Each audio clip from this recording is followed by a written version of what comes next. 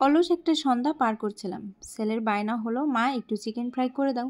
তো যেই কথা সেই কাজ, চলে গেলাম চিকেন ফ্রাই করতে। এদিকে ছেলে হচ্ছে আগে থেকেই চিকেন ফ্রাই খাবে বলে চিকেন বের করে রেখেছে। অ্যান্ড কি আর করার, তো আর কিছু করার নেই, আমিও চলে গেলাম একটু চুলটাকে বেঁধে তারপর সোজা রান্নাঘরে। আর রান্নাঘরে যে এই যে আমি দেখলাম চিকেন যেহেতু অল্পই আছে, এই জন্য চিকেনগুলো হচ্ছে তাড়াতাড়ি গলে গেছে। অ্যান্ড চিকেনগুলো ভালো করে ধুয়ে তার মধ্যে একটু লেবু আর হচ্ছে সয়া সস আর লবণ মিশিয়ে ভালো করে চটকিয়ে নিচ্ছি, মানে যাতে এই তিনটা জিনিস একদম চিকেনের ভিতর ঢুকে যায়। আমি চিকেনগুলোকে একদমই পাতলা পাতলা করে কেটে নিয়েছি অ্যান্ড তারপর ঢেকে রাখলাম। ঢেকে রেখে পেঁয়াজ রসুন আদা জিরা এগুলো সব পেস্ট করতে আসলাম। এগুলো ছাড়া তো চিকেন ফ্রাই একদমই মজা লাগবে না। ঘরে তেমন কিছু নাইও চিকেন ফ্রাইতে, যে আরও অন্যান্য উপকরণ দেব সেগুলো নাই। তো ভাবলাম যা আছে তাই নিয়েই করে ফেলি, সমস্যা কি, সবসময় যে সব জিনিস থাকতে হবে তেমন তো কোনো কথা নাই।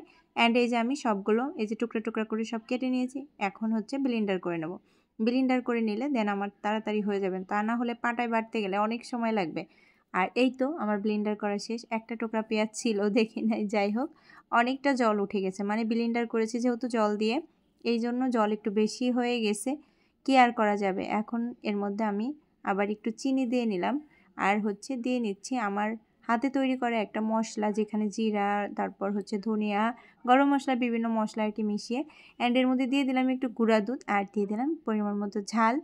দিয়ে দিচ্ছি এবারে একটা ডিম ফেটে অর্ধেক, মানে পুরো ডিমটা দিচ্ছি না, পুরো ডিমটা দিলে বেশি হয়ে যাবে, যেহেতু অল্প জিনিস এজন্য আমি অল্প দিলাম। এবারে সবগুলো উপকরণ ভালো করে মিশিয়ে নেব। মানে এই চটকে মেশানোর ব্যাপারটা কিন্তু খুবই ভালো করে মেশাতে হয়, তা না হলে ভেতরে এই মশলাগুলো যাবে না।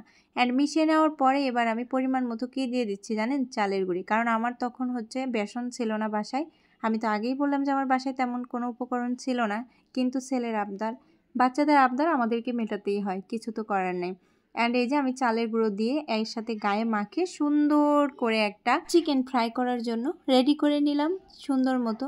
তো আমার মনে হলো যে লবণ আর একটু লাগতে পারে, তাই আমি আর একটু লবণ দিয়ে নিলাম।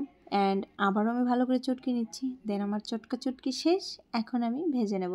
তো এই যে গ্যাসের চুলাটা অন করে নিলাম, অ্যান্ড অন করে নেওয়ার পর আমি কড়াই বসিয়ে দিয়েছি। তো এই যে কড়াই বসিয়ে দেওয়ার পর তারপর এখন আমি তো চিকেনগুলোকে এভাবে নিয়ে অ্যান্ড আমি তেলের মধ্যে ছেড়ে দেব। আর তেলের মধ্যে ছেড়ে দিলেই আস্তে আস্তে হয়ে যাবে। আর আমার কি হয়েছিল জানেন, চুলার তাপটা একটু কম ছিল, মানে চুলার তাপ ছিল, তেলটা ভালো মতো গরম হয়নি, যার কারণে এই যে দেখেন একটু বুড়বুড় উঠতে সময় লেগেছে। আর এই কারণে আমার চিকেন থেকে অনেকগুলো মানে মশলাগুলো একটু খুলে খুলে গিয়েছিল, না হলে একটুকু মশলা খুলে যেত না। তো যাই হোক, কিছু তো আর করার নাই। অ্যান্ড একেবারে যে খারাপ হয়েছিল তা না, খুবই ভালো হয়েছিল, টেস্ট হয়েছিল খেতে।